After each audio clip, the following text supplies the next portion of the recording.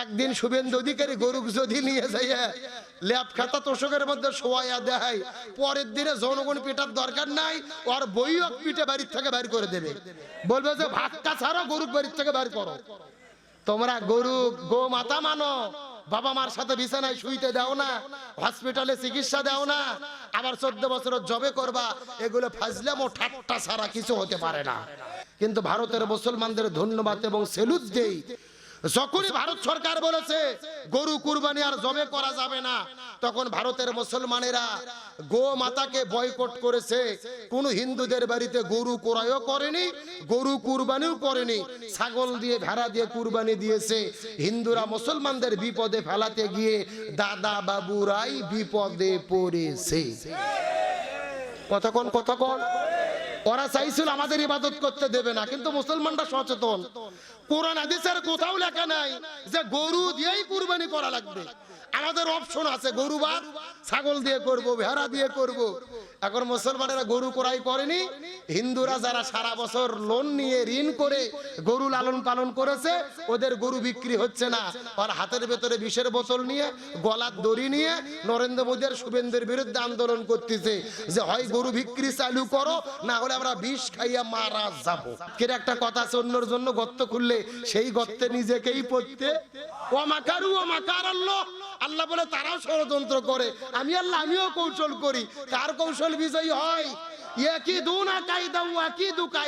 তারাও কিছু কায়দা কৌশল করে, আল্লাহরও কিছু কায়দা কৌশল। ওরা বলতেছে গরু আমাদের মাতা, গো মাতা।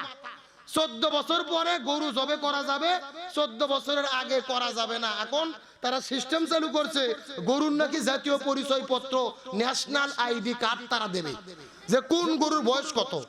আচ্ছা আমাকে বলেন তো, গরু যদি মাও হয়, আমি হাসির জন্য বলি না, গরু যদি মাও হয়, তো 14 বছর পরে ওই মাও কি বঞ্চিত হয়ে যায়? আমরা বুড়ো বয়সে বাবা মা সম্মান আরো বেশি করি, আর ওরা বলতেছে 14 বছর হলে জবে করে গোস্ত বিদেশে পাঠাবো, সৌদি আরব, কাতার, কুয়েত রপ্তানি করে টাকা উপার্জন করব। যারা বৃদ্ধ বয়সে বাবা মাকে জবে করে, এরা সুসন্তান না কুলঙ্গার সন্তান? কেরে গরু জন্তুকে বাবা মাই হয়, দেবতাই হয়, তাহলে গরুকে ভারতের জাতীয় পশু ঘোষণা করা হোক, গরুকে চিড়িয়াখানায় রাখা হোক। তোমাদের বাবা মাকে যেই বিছানায় শুইতে দাও, গরুকে একই বিছানায় শুতে দিতে হবে। একদিন শুভেন্দু অধিকারী গরু যদি নিয়ে যাইয়া ল্যাপ খাতা তোষকের মধ্যে শোয়াইয়া দেয়, পরের দিনে জনগণ পিটার দরকার নাই, ওর বইও পিঠে বাড়ির থেকে বাইর করে দেবে, বলবে যে ভাক্কা ছাড়ো, গরু বাড়ির থেকে বাইর করো। তোমরা গরু গো মাতা মানো, বাবা মার সাথে বিছানায় শুইতে দাও না, হসপিটালে চিকিৎসা দাও না, আবার 14 বছরের জবে করবা, এগুলো ফাজলাম ও ঠাট্টা ছাড়া কিছু হতে পারে না। ওরা মুসলমানদের গরু জবে করা বন্ধ করেছে, ভারতের মসজিদে আজান দিতে দিচ্ছে না, তারা বলতেছে মোবাইলে অ্যাপ চালু করে দেব, অ্যাপের মাধ্যমে নামাজ পড়তে হবে। আল্লাহর কোরআন বলে ওমান আযলামু মিম্মান মানা মাসাজিদাল্লাহ, তার চাইতে বড় জালেম কারা হতে পারে যারা মসজিদে আল্লাহর নাম নিতে বাধা দেয়? আচ্ছা সত্য করে বলেন তো, এই বাংলাদেশে নামাজ পড়লে কি বিপদ হয়? হজ করলে বিপদ হয়, যাকাত দিলে বিপদ হয়, একটা মাত্র ইবাদত বাংলাদেশে করলে বিপদ হয়। আপনারা কি বলতে পারবেন ওই ইবাদতের নাম কি? গভীর মনোযোগ, ভালো করে বোঝার চেষ্টা করেন।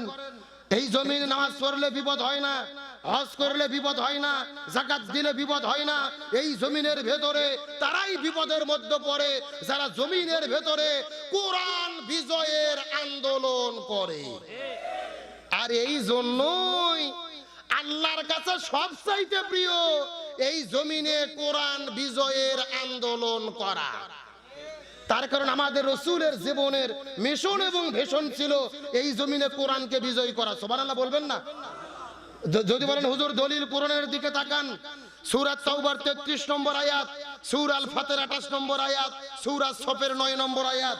আল্লাহর কোরআন বলেছেন ওয়াল্লাযী আরসালা রাসূলাহু বিল হুদা ওয়া দীনিল হাক্কি লিইযহিরাহু আলা দ্বীনি কুল্লিহি ওয়ালাউ কারিহাল মুশরিকুন। আল্লাহর কোরআন 3 জায়গায় বলেছে আমি নবীকে জমিনে প্রেরণ করেছি শুধু নামাজ রোজা হজ যাকাতের জন্য নয়, বরং নবীকে প্রেরণ করেছি পৃথিবীতে অবস্থিত সমস্ত জীবন ব্যবস্থার উপরে কোরআন এবং ইসলামকে বিজয়ী করার জন্য। চিৎকার করে বলেন আল্লাহু আকবার। তার মানে আমাদের নবীজির মূল দায়িত্ব ছিল কি বিজয় করা? আরো জোরে বলেন। আর আমাদেরও মূল দায়িত্ব কি? বিজয়ের আন্দোলন করা। আমি আপনাদের একটা তথ্য দেই, ভালো করে বোঝেন।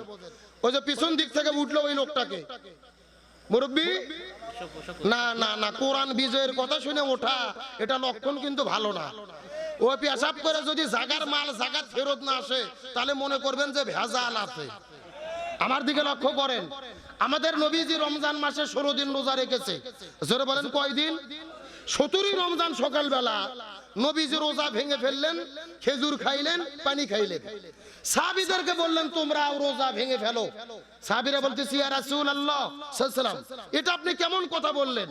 আপনি 3 দিন আগে ওয়াজ করেছেন একটা রোজার এত দাম, ইচ্ছে করে যদি কেউ একটা রোজা ছেড়ে দেয় লাগাতার 60টা রোজা রাখতে হবে, আবার যদি কেউ একটা রোজা ছেড়ে দেয় আবার লাগাতার 60টা রোজা রাখতে হবে। আপনি কেন রোজা ছাড়তে বললেন? রাসূল বলতেছে বেশি বোঝার চেষ্টা করো না। ওয়ামা আতাকুমুর রাসূলু ফাখুযুহু ওয়ামা নাহাকুম আনহু ফান্তাহু। আমি নবী যা বলি তা তোমরা করো, যা করতে নিষেধ করি তা থেকে দূরে থাকো। আবু জেহেল মদিনা আক্রমণ করেছে, আর বসে থাকা যাবে না। এখন খেজুর খাইয়ে পানি খাইয়ে শরীরে শক্তি অর্জন করে আবু জেহেলের মোকাবেলা করতে হবে। আল্লাহ আকবার বলবেন না? তার মানে বোঝা গেল রোজা রাখা ইবাদত। তবে রোজার চাইতেও দামি ইবাদত হলো এই জমিনের ভেতরে কোরআনকে বিজয় করার জন্য জালেমের জুলুমের মোকাবেলা করা। আমার বন্ধুগণ, মুসলমান ভাইরা গভীর মনোযোগ লক্ষ্য করুন। কোন দিকে নজর নাই, কোন দিকে তাকাতাকি নাই। ছোট্ট করে একটা দৃষ্টান্ত দেওয়ার পরে আলোচনাটা সামনের দিকে নিয়ে চলে যেতে চাই। এই জমিনের ভেতরে কোরআন বিজয়ের আন্দোলন করাটা কতটা জরুরি, আর আল্লাহর কাছে এই বিষয়টা কতটা গুরুত্বপূর্ণ। নবীজির সাহাবী হযরত হানজালা রাদিয়াল্লাহু তাআলা নতুন বিবাহ করার পরে তার বউটাকে নিয়ে যখন আস্তে করে বাসর ঘরের মধ্যে চলে গেছেন, ওই বাসর ঘরের ভেতরে স্বামী স্ত্রী যখন প্রেম ভালোবাসা মহব্বত শুরু হয়ে গেল, ফুলসজ্জার রাত যখন পার করতেছিল, এমন সময় গভীর রজনীতে ওই মদিনার গলি থেকে কে যেন চিৎকার করে ডেকে বলে কুতিলা মুহাম্মদ, কুতিলা মুহাম্মদ, মুসলমানদের নবী বিদায় নিয়ে চলে গেছে। এই কথা শোনার পরে হযরতে হানজালা ওই বাসর ঘরের ভেতরে ওই বিছানার মধ্যে বউটাকে রাখার পরে এক দৌড়ে তিনি কূপের মধ্যে চলে গেলেন। তার কারণ তার উপরে গোসলটা ফরজ হয়ে গেছে। ফরজ গোসল আদায় করার জন্য আস্তে করে যখন তিনি কূপের মধ্যে চলে গেল, ওই কূপের মধ্যে যাওয়ার পরে ওই কূপের মধ্য থেকে একটা পাত্রের মধ্য থেকে পানি উঠানোর পরে ওই পানিটা যখন তার শরীরের মধ্যে ঢেলে দেবে, আবার কে যেন চিৎকার করে ডেকে বলে কুতিলা মুহাম্মদ, কুতিলা মুহাম্মদ, মুসলমানদের নবী উহুদের প্রান্তরে শাহাদাত বরণ করেছে। এই কথা শোনার পর হযরত হানজালা কূপের পানিটা কূপের মধ্যে ফেলে দেওয়ার পরে এক দৌড়ে যখন চলে গেলেন আবার বাসর ঘরের ভেতরে, ওই ঘরের মধ্য থেকে হাতের মধ্যে তরোয়ালটা নেওয়ার পরে বাসর ঘর থেকে বের হয়ে আস্তে করে যখন তিনি বাসর ঘর থেকে দৌড়াইয়া বের হওয়া শুরু করবেন, পিছন দিক থেকে তার বাসর ঘরের নতুন বধূ হাতটা টেনে ধরে ডাকতে বলে, ওগো পানের সামনে আপনি যুদ্ধ করতে যাবেন, আমার কোনো আপত্তি নাই, কিন্তু আপনার তো ফরজ গোসল বাকি আছে। আপনি ফরজ গোসল বাকি রেখে অপবিত্র শরীরটা নিয়ে কেমন করে যুদ্ধের ময়দানে চলে যাবেন? আগে আপনি গোসল দেন, তারপরে জিহাদের ময়দানে যান, আমার কোনো আপত্তি নাই। হানজালা ডাক দে বলে, বিবি রে, আমি যদি এখন গোসল করা শুরু করি আর গোসল করতে করতে যদি দীর্ঘক্ষণ সময় লেগে যায় আর মুসলমানদের নবী উহুদের প্রান্তরে যদি শাহাদাত বরণ করে, হাসরের ময়দানে আল্লাহ যদি আমাকে জিজ্ঞেস করে বলে, এ হানজালা তুমি বাসর ঘরের ভেতরে সময় পার করলা আর মুসলমানদের নবী উহুদের প্রান্তরে শাহাদাত বরণ করে বিদায় নিল, তুমি কেমন করে পারলা দয়ার নবী মায়ার নবীকে উহুদের প্রান্তরে রেখে বাসর ঘরে তুমি সময় পার করতে? আমি তখন আল্লাহর কাছে কি জবাব দেব? লিল্লাহি তাকবীর। মুসলমানদের নবী যদি জমিন থেকে বিদায় নিয়ে চলে যায় আর আল্লাহ যদি আমাকে হাসরের ময়দানে জিজ্ঞেস করে, হানজালা নবী শহীদ হয়ে গেল, তুমি কেমন করে বাসর ঘরে সময় পার করলে?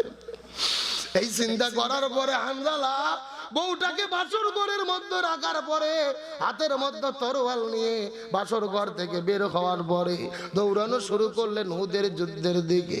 দৌড়াইতে দৌড়াইতে উহুদের প্রান্তরে যখন চলে গেছে, লক্ষ্য করে দেখে উহুদের প্রান্তরে হক এবং বাতিলের যুদ্ধ শুরু হয়ে গেছে। ফজর নামাজের আজান শুরু হয়ে গেল। হানজালা নামাজের সময় নামাজটা তিনি পড়তে পারলেন না, যেহেতু তার শরীরটা অপবিত্র ছিল। ফরজ গোসল বাকি ছিল, ফজর কাজা, জোহর কাজা, আসর কাজা।